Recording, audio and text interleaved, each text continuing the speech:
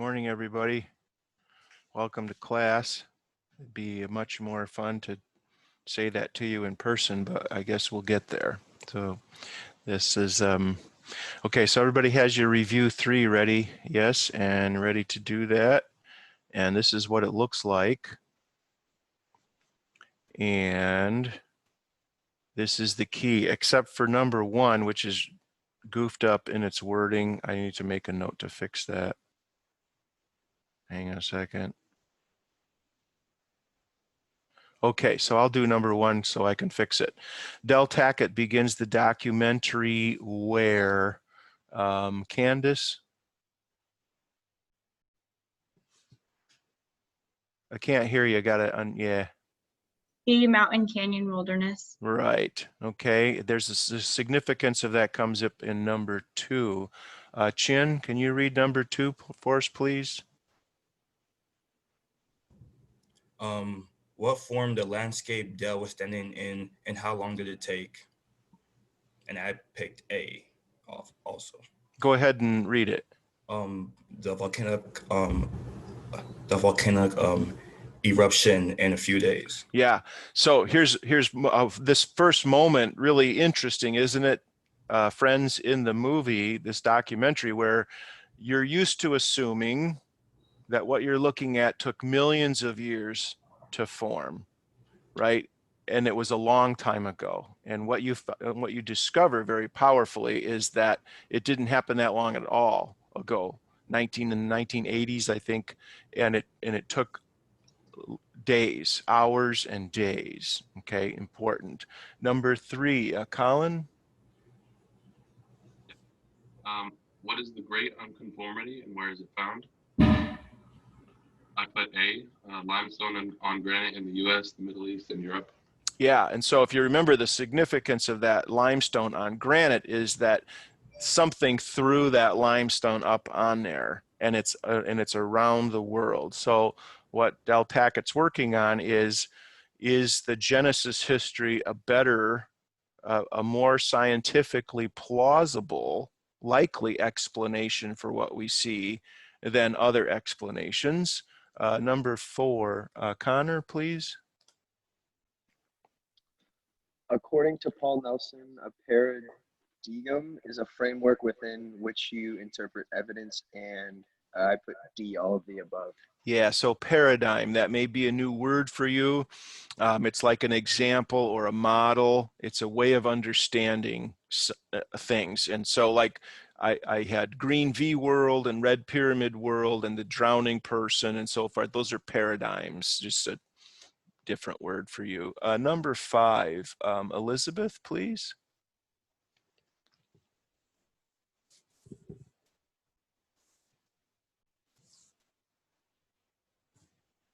Elizabeth, are you there?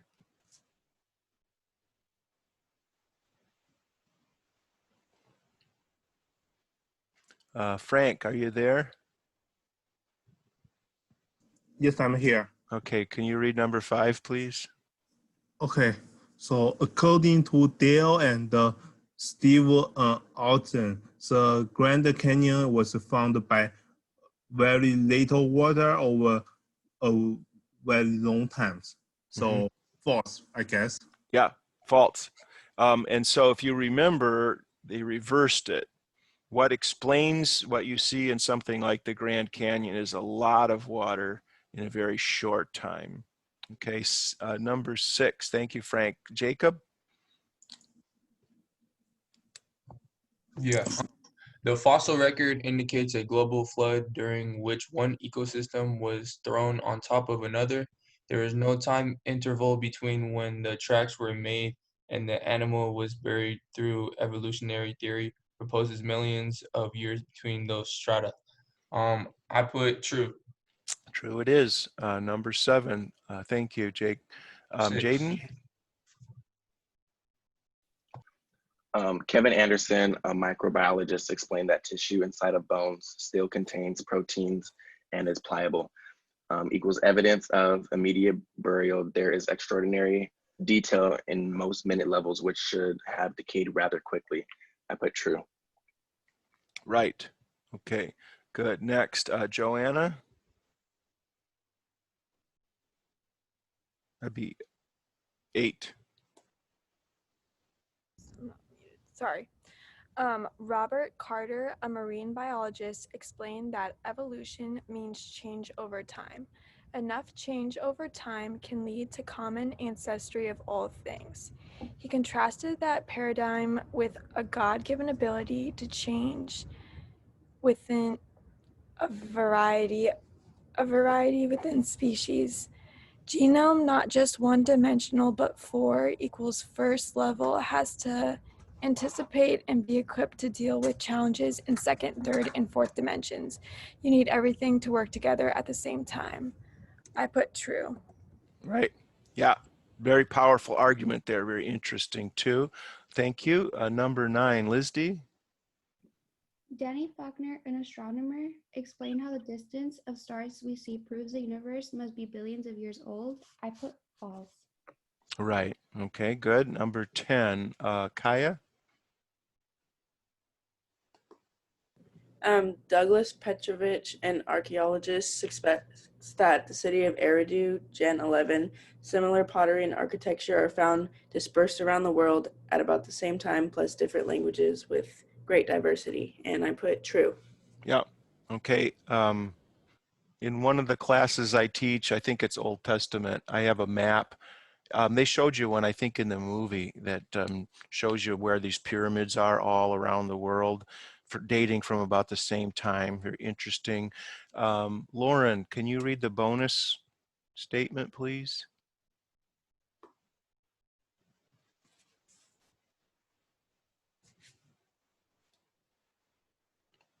Lauren?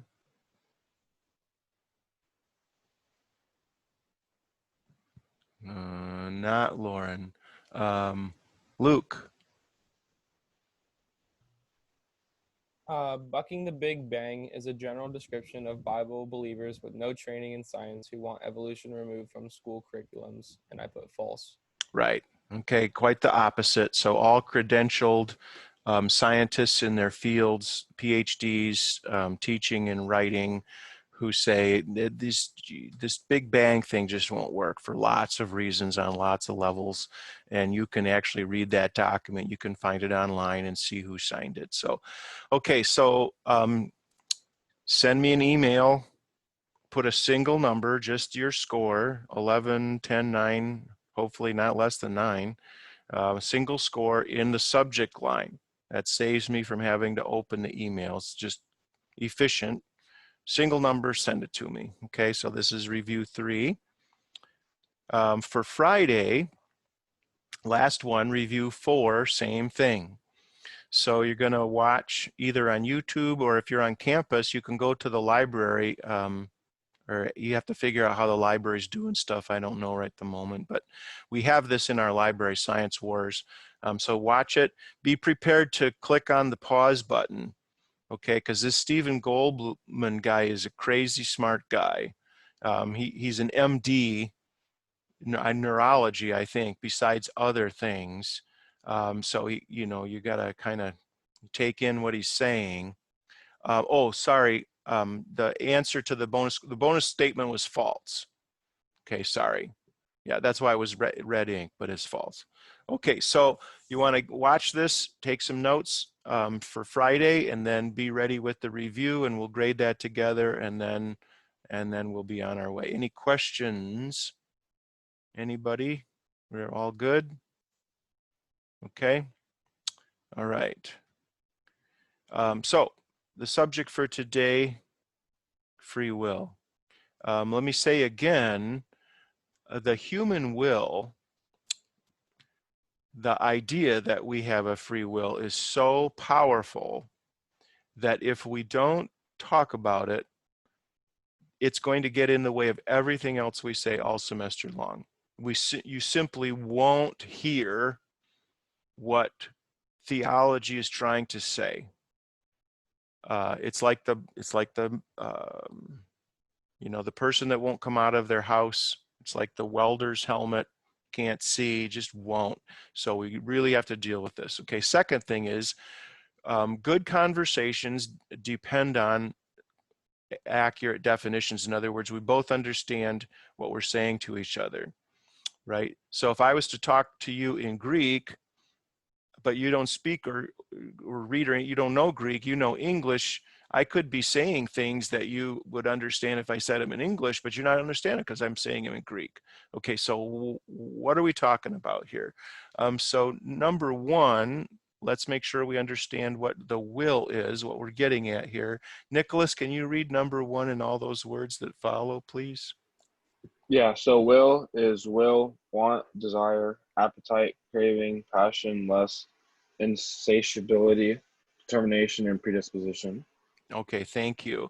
And Nicholas, if you looked at that list of words you just read, do you see something changing in what's kind of what the word is describing between, it starts out with will and want and desire, and then it moves on through appetite, craving, passion to insatiability, determination. Do you see what's happening with those definitions? Yeah, it like slowly progresses to more intense versions of the word, I would say. Yes, good, yep. And what happens, do you think, to the free part of will as it becomes more intense? I guess it kind of goes away because the desire, or like what you want to do, Mhm. takes over you more. Because if you're determined, you like really want to do something. Good. If you want it, it's like if it happens, it happens.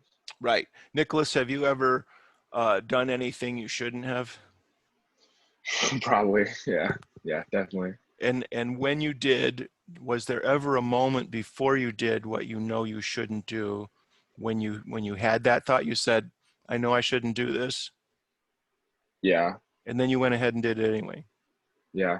Okay, so in that moment, what happens to the free part of free will? It's not there It's not because there. your mind's like, no. Thank you. Good job. Nick Kyle, can you read number 2 for us, please? Free us, ... Actually, sorry, it's verses. So free as opposed to, okay?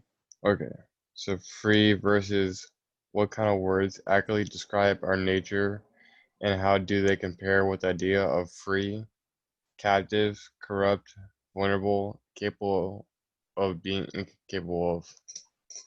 Yeah, there's another typo I gotta fix. Capable of being incapable of, so forth. Okay, so yeah, Nick Kyle, so are free and captive compatible? Can those two things be true at the same time?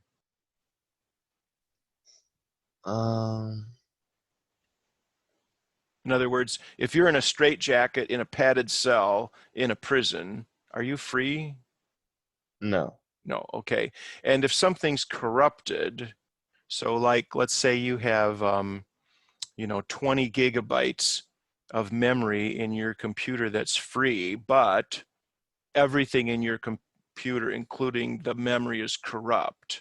What happens to the word free now? That free would Can you use that memory if it hasn't been used but it's corrupted? Can you use it? yes, you can use it, but it's corrupt. Yeah, so what happens to what you put in there? It'll just go away. Yeah, you lose it. Okay, so vulnerable, same thing. Maybe vulnerable, you can still move about, but it's risky, and that may affect how you feel as you're moving around. You might be afraid and all those sorts of things. All right, so let's give this a try. 2 categories to think about just briefly here. I know from previous class last hour, I need to move just a little bit more quickly through the slides. Not too quickly because then you lose the benefit of them, but let's give this a try. So on the one hand, I'd like you to think about what you want. So here's the will part of it. You have a will.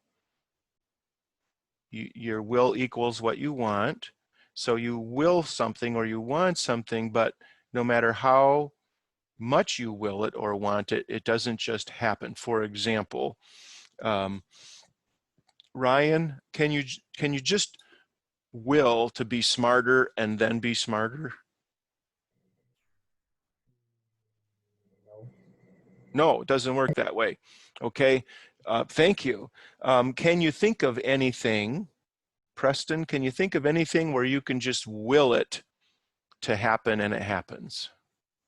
No, you have to do, like, you have to work towards it to have it happen. Yeah, okay, so unless you're a genie, and I guess that's the deal with the genie, right? Is that he just wills things into existence, or maybe God.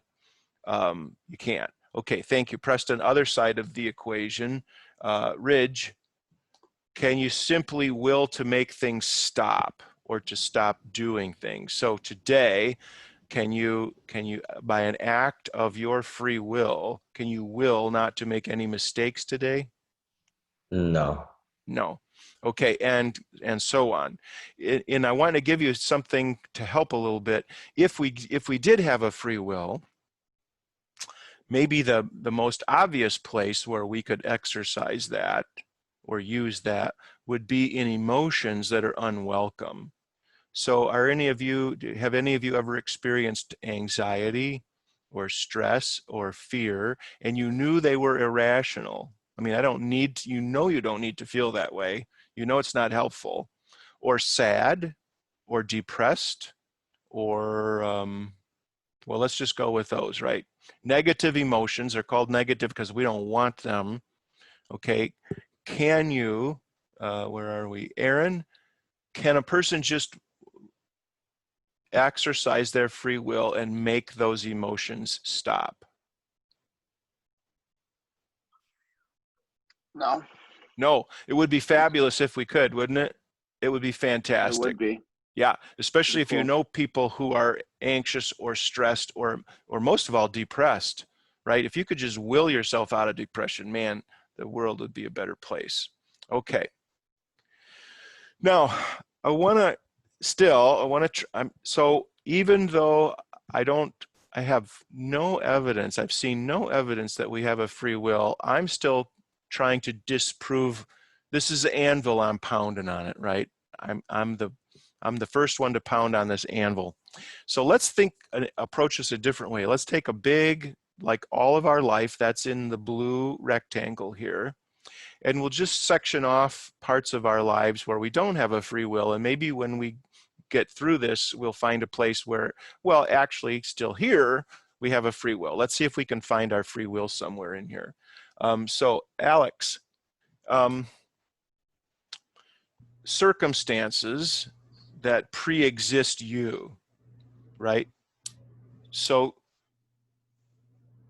when you were conceived and born and growing up, there's already a universe around you and a world and a country and so forth. There's history that preceded you that's involved in your circumstances. There's a geography to where you are, and even within those, there's demographics like ethnicity and social status and wealth or advantage, disadvantage, all the sorts of things.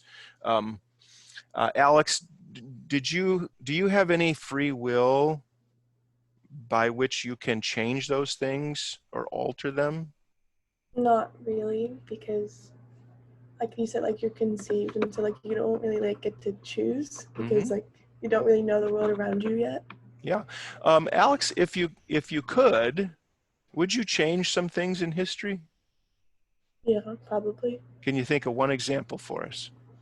I wouldn't make any wars. There you go.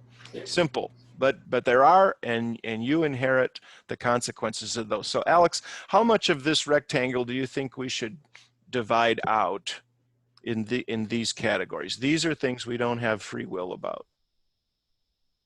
Just, quarter, half. In half. Yeah, let's do half. I agree. Okay, let's take a different category. Alondra, are you there? Yes. Okay, so the first half are things outside of you. Let's move inside of you. Okay, that's your DNA. And you know, what's going on with you in every way. Now, if we're thinking one-dimensionally, that's just a biological question. But if we're thinking three-dimensional, actually that's everything: body, soul, spirit, the whole works. But let's just take DNA for an example. Alondra, how much did you have to say about your DNA, your genetic makeup? It determines all of me. Yeah, and it does determine all of you. For how long? Possibly for the rest of my life. Is it possibly, or is it actually? Actually. Yeah, right? Okay, so there's no point in your life where your free will takes over and starts making adjustments in your DNA, right? Right. Right. Okay, so how much of this box should we divide off? Half. I think you're right about that. Oh, I forgot to do the eraser thing here. I'm giving too much away. I don't know how to do the eraser thing. Well, too late. Benjamin, menu, food, entertainment. How much of your free will affects those things? It's debatable because theoretically you don't choose what foods are made by other people, but you can still choose within the variety that is made. So for example, I didn't choose for pears, apples, or oranges to be made, but I still have the free will to choose which one of those I want to eat. So I'd say maybe like 50% again. All right. So we still have a 1/8 of our life that we have something to say about. Okay. So Benjamin makes a great point. So he distinguishes between what's available and what I choose. So, right. So the foods that are available by nature, but then when I go to the calf, or when I go to my pantry or my refrigerator, I have to choose from what's available. If you go out to eat, you got to choose from the menu. If you guys want to have some fun sometime, go into a In-N-Out, or go to McDonald's and order a pizza and watch what they like. They don't know what to do with that, right? Okay, or entertainment and so forth. But here's a second question. Thanks, Cameron. Let me go on to you. Why are you choosing something off the menu at all? Because I'm hungry. So where's your free will in terms of just eating or not eating? I mean, I guess you have to eat to survive, so you don't really get to choose if you're eating or not. Okay, so there's no free will there either, right? So Yeah. I'm gonna divide this one more time. So I have to eat and I have to drink, and I don't even, right? You're not going to die for 3 days or more if you don't eat. And so I don't even seem to have the power to will away that feeling of hunger because it bothers me. I seem to be captive to that, and it has more influence on me than I want. That's why I'd like to lose 12 pounds, but I can't seem to do it. I can get within 12, but I can't seem to do any better than that. Now I want to do, I'm starting over again. That's really good. Candace, do we have a free will over choosing a person we would like to date? That's why the date's in the box there. Not necessarily, because you could like someone, be interested in them, but if they don't feel the same way, then there's not much you can do about it. Okay. All right, so cut it in half again. Okay, I'm going to cut it this way. Put dating belongs in here, let's say. Okay, so it has to be mutual. Now it doesn't have to be mutual, but then that gets really weird and ugly, doesn't it? So like I could play mind games on or manipulate, and this goes on in the world, right? I could force a relationship with the person, but then what happens to their free will, right? But now I want to stick with me here, Candace, because I need your help. My interest, so this is me, Michael. My interest in dating a person, male or female. If I find myself attracted to men, not women, and I want to pursue a dating relationship with other men. Is that a function of my free will or not? Yes. Isn't that your choice? Well, that's what we're asking. So if you want to chime in here, class, just say this is whoever and jump in. But here we're in a moment, everybody, right? Because, well, let me ask one more question. Chin, doesn't our culture say that sexual orientation is something you're born with? You don't have a choice about it, right? Yeah, usually, yeah. Usually, Okay. like it's something that, like, yeah, like something that like you're like born with. So like you have like no choice over like your, yeah. Which is why we shouldn't hate those people, right? Yeah. And we shouldn't make it illegal for them to have a relationship, right? Yeah. And we shouldn't forbid marriage to them, right? Correct. Or adoption of children. Correct. Okay, class, here's the moment. Which is it? Either human beings have a free will or they don't. So it's the same culture that insists that it has a free will, and it needs that, the exercise of that will needs to be protected under the Constitution. And then they claim that I don't have any choice over this. Do you see where we're at? Anybody want to comment on that, or is it enough to just have seen it for this morning?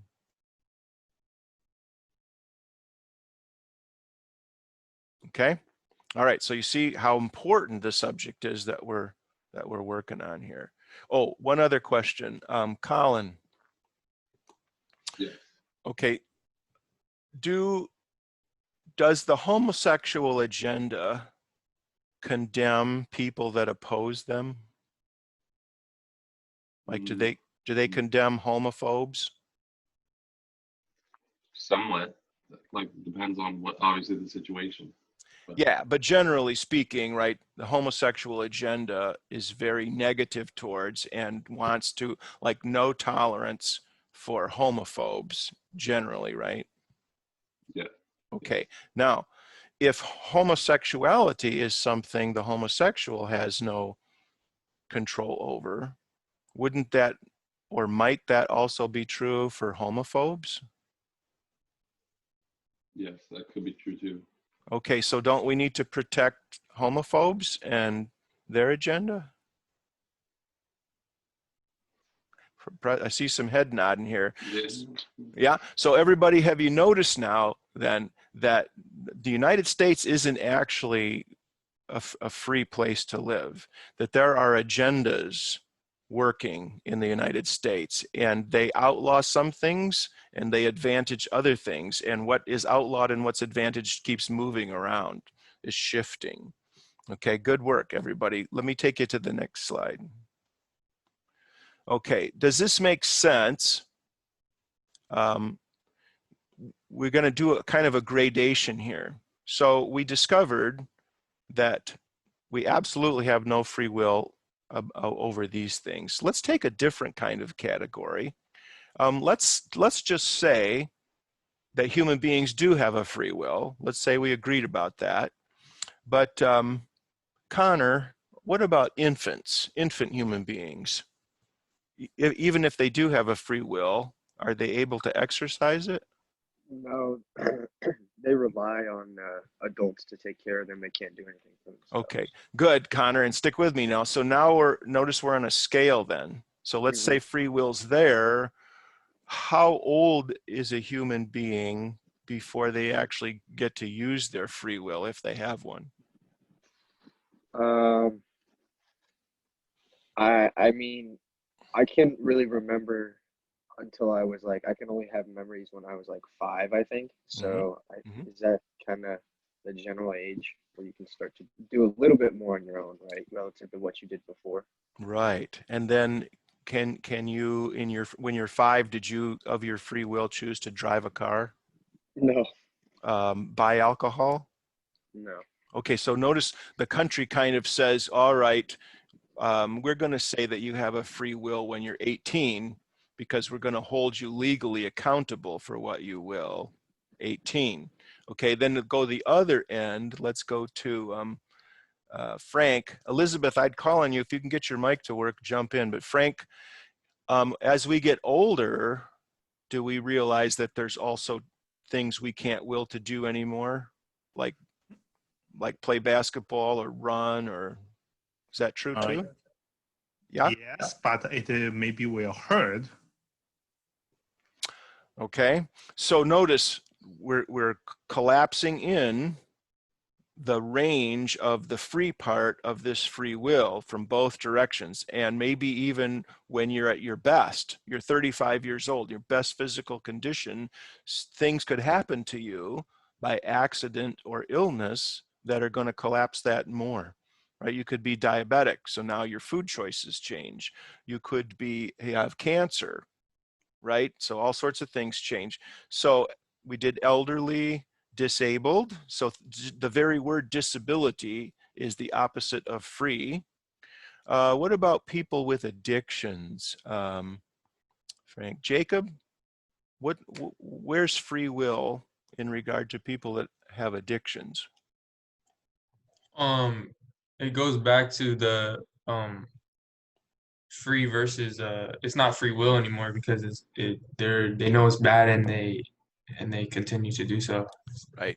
So just like the what's the example that we used? I forgot. Anyway, the captive thing. You can talk to any person who is, when they're sober, and say, do you know that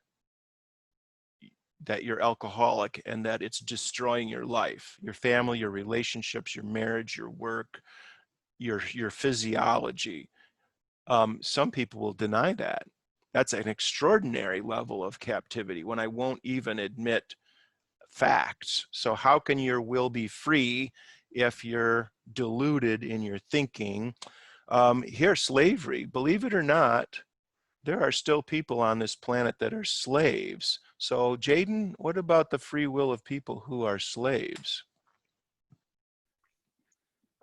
Slaves didn't have free will. They were always, told what to do by the masters and stuff. Yeah, and that's still going on today. So Joanna, let's go to the next category.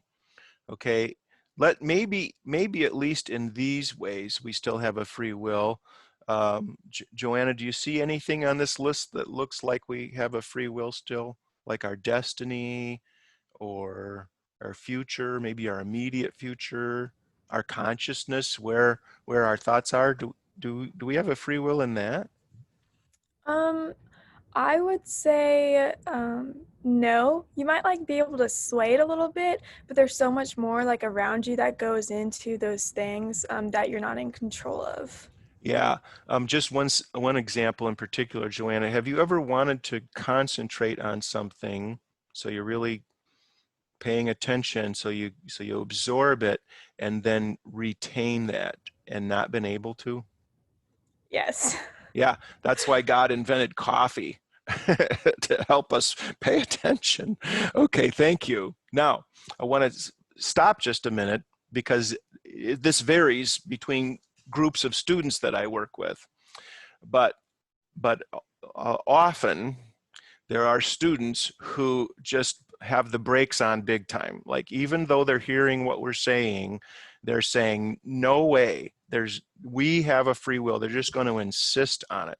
So if that's at work at all, what I want you to think about is, should we be more concerned about the thought that we don't want to consider? So should I be freaking out at the idea that I don't have a free will, or should I be concerned that I'm freaking out about it? See the difference? So here's the idea, and then here's my disposition towards the idea, right? So in a university setting, in a class on theology, okay, the idea where we started was we're looking for truth. So we're pounding on anvils. What does it mean if a person says, you're not allowed to pound on my anvil? I'm just going to insist that this is an anvil, but nobody gets to touch it. That's an important moment. You can find out something about yourself if you can't at least take an idea out for a spin. Okay, now, Kaya, Which is more important and why? So a contrast here. Mhm. Is it more important, is the thing that is chosen more important, whether it's a substance or an experience, or is the choosing the thing that matters? Which would you say? That which is chosen or the choosing? I would say the choosing. Okay, and why? Can you tell us why that's more important? Because you're able to choose like how your future is rather than like what you're doing. I guess like Okay, now let me ask you a follow-up question or two. Kaya, do a lot of people choose to drink alcohol? yes. Okay, and do they make that choice because they enjoy the choosing of it, or do they make that choice because of the experience, the flavor, the taste, and the effects that The alcohol has? experience. Is it the choosing or is it the alcohol that makes the difference? The alcohol. The alcohol is the thing. Good, thank you. Let me take another example. Who was that, Kaya? Lauren, are you there?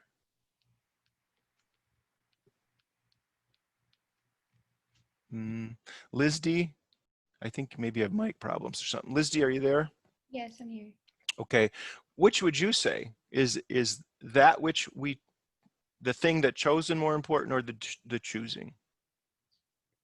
I would say the chosen because you enjoy what's there already, like, or like they go kind of like hand in hand because you choose something for the experience or what it is.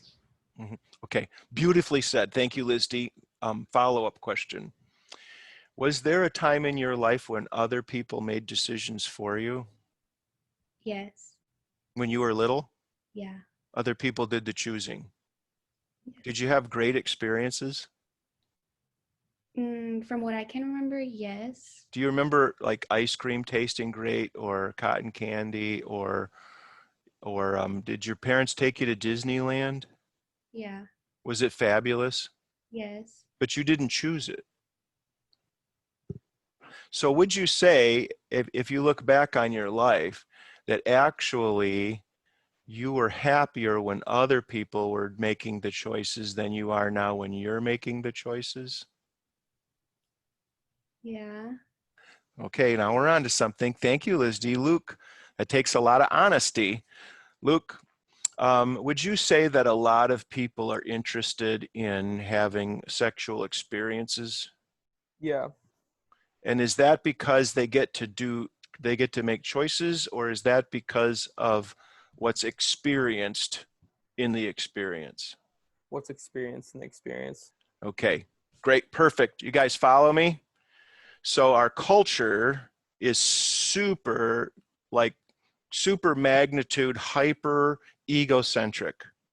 We're completely absorbed in the idea of making choices. So much so that we've lost sight of the fact that the reason that we're making choices precedes the choice, right? I'm choosing the sweet thing to eat because it's sweet. So we know something else now. All right. Accurate and significant. So I've showed you a couple spectrums already that we're on, like we were talking about how old are you before you exercise your free will. Well, you have to be this old, but not that old, kind of a thing. Okay, here's another spectrum to look at. And I want you to think about whether this is accurate. And if it is accurate, is it significant? In other words, what difference does it make? Okay, now everybody sees that it's hard to read, correct? Because we're reading it backwards. Okay, but you can do it. You can read this backwards. Let me help you. Okay, so over here, this says important, and this says essential. The reason I put it in backwards is because it feels backwards to us. Okay, so we talked about circumstances, history, DNA, thoughts. Sometimes we have thoughts in our heads we can't get rid of, right? You know why you never ever want to listen to the song that never ends? Because it goes on, my friends, and you can't get it out of your head, and it will drive you insane. Emotions, same thing. Okay. How significant are these things? Nicholas, are these significant things, or don't they really matter that much? I mean, it really depends for like different people, but I would say that like, I guess it is. Well, let's nail it down. Let's get our hammer out and pound on this. Nicholas, is your DNA really important or not very important? It's pretty important. Okay, and where you find yourself in history? Yeah, I guess I'd say that's important too. And Because that's like the only time you would know. yeah, and geography, where you find yourself geographically? I guess that's not as important, but it does play a factor. Sure, because Nicholas, if you were born in somewhere in Africa between 1600 and 1800, what might have happened to you? I don't know. You might have found yourself captured and chained. Yeah, probably. And jammed under a ship and then chained the rest of your life, yes? Yeah. Would you say that's significant? Yeah. Okay. Yeah, thank you. We need to do it though. Now, everybody pause a moment and think again about whether we're one-dimensional or three-dimensional. Can we sympathize with one-dimensional thinking that says, okay, maybe it's not logical, it's not even factual that I have a free will, but I can't stand the idea that I don't, right? If I only get a physical life in time, I need to be making the choices because I need to be able to, I want to be able to pursue what I think will make me happy. So I'm freaking out. I don't like this idea that everything is going to happen how it happens and I don't have any choice over it. What if we go to the 3D model though? What if there is a soul inside of my body that is the essence of me that transcends the material thing? So in other words, even if I was a person from Africa in the 1700s and I was captured and bound and taken away, the essence of me could still transcend that, could still be in control. And there are examples of that actually in history. In fact, a great example of this is a person like Nelson Mandela, who was put in prison, and even inside prison, he was exercising, he was using a force that's more powerful. So powerful that he went on to become the president of South Africa. Okay, let's take the other end of the spectrum. Nick Kyle, over here, where is my finger here? Over here are called non-essential things, okay, like the flavors that of the things we eat, the colors that we choose, the menu, what's on the menu. So we go to a place because of its menu. Do you want sushi or Mexican or you know, or what? Or the game that we choose to play. Nick Kyle, would you say we have a lot of choice here or not much choice? I would say we don't have much choice in this. So Nick Kyle, have you ever been to a Chinese restaurant that they number stuff on their menu and they have like 160 things? Yes. Yeah. Okay. Something like that. Doesn't that seem like a lot of choices? Yeah, it does. Yeah. Can you order a pizza? At No. the Chinese? No, it's not on the menu, right? But there are a lot of choices.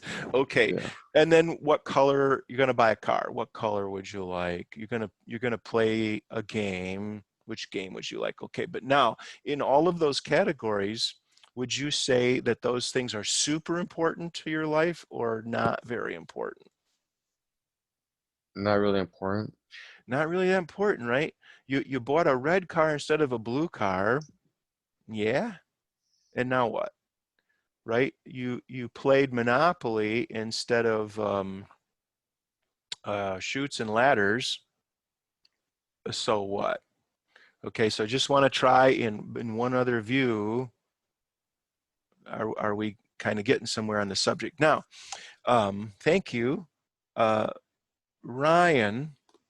Ryan, if you could think of someone, if there was anyone ever who, if there was a free will, this would be the person that has a free will.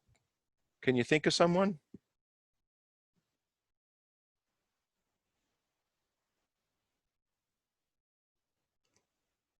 Are you there, Ryan? Yes, yes.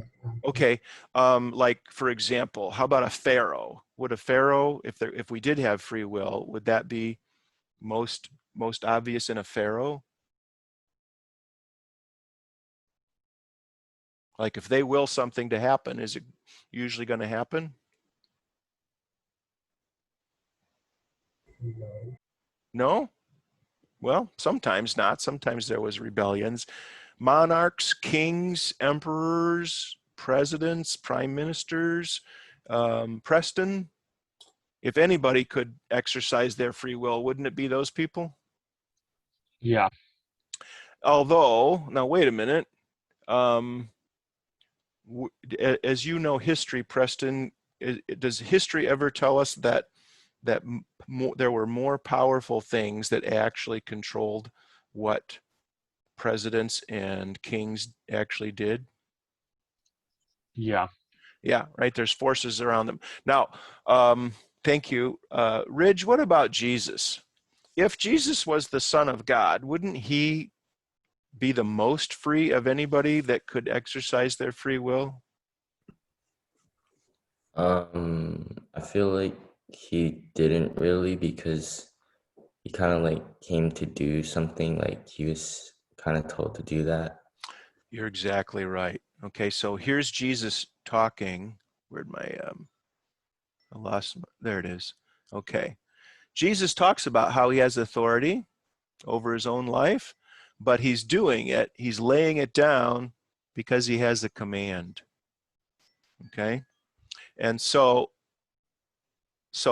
the Father commands the Son. So it's not the Son's free will, it's the Father's will that gets done. But I remember earlier, like last week, I suggested to you, what if the most important thing about God is not that he has a free will, or what if he doesn't have a free will at all?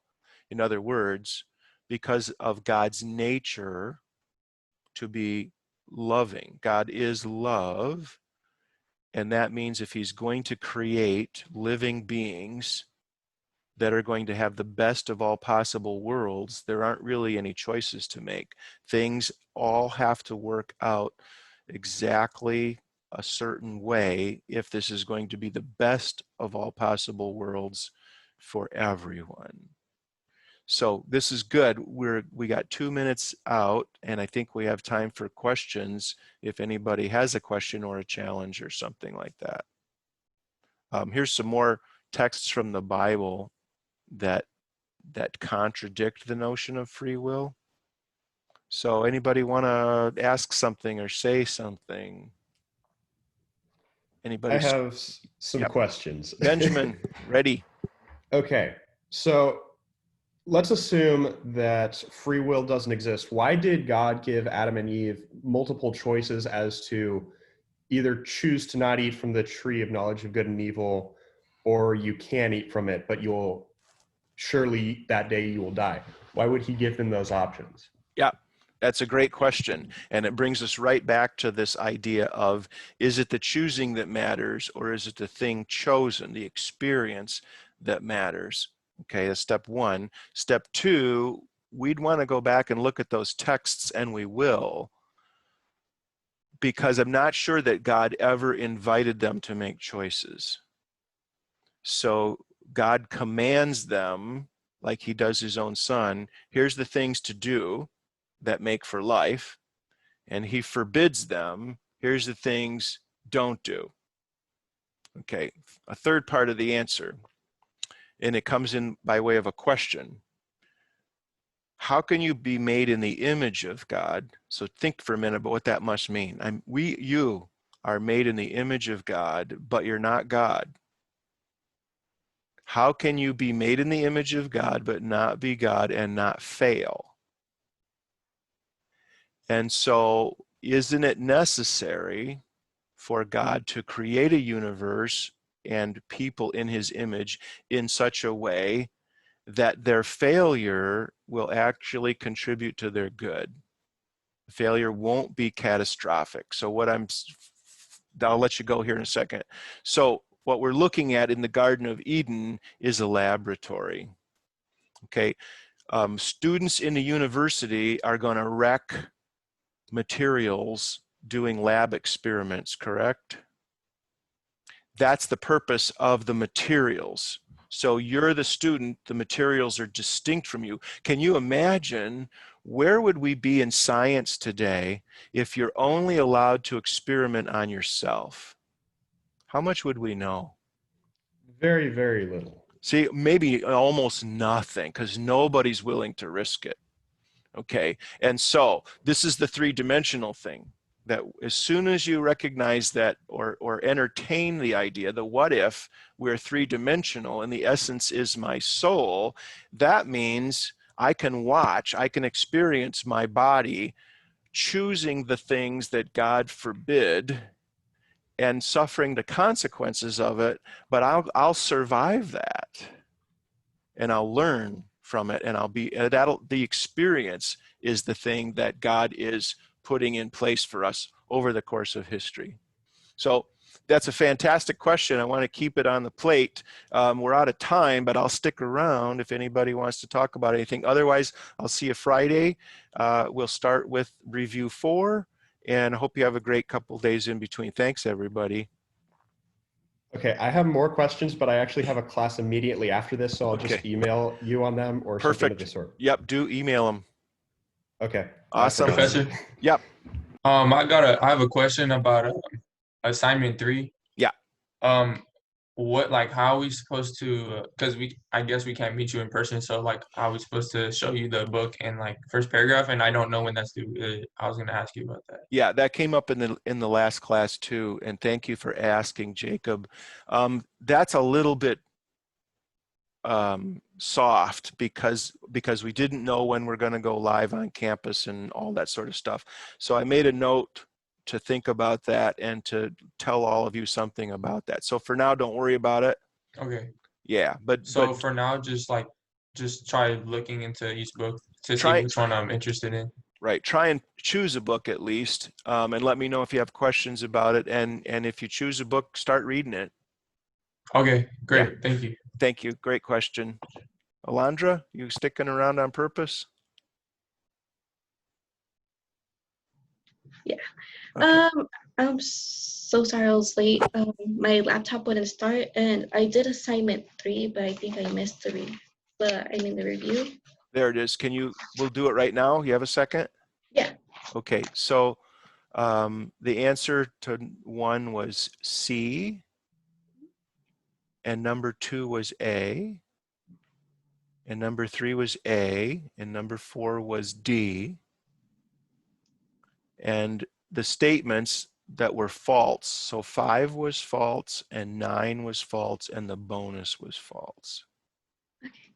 And so if you just send me a number in the subject box of an email, I'll record it for you, and make sure you record it on your grade sheet, yeah? Okay, thank you. Yep, thank you. Take care. You too.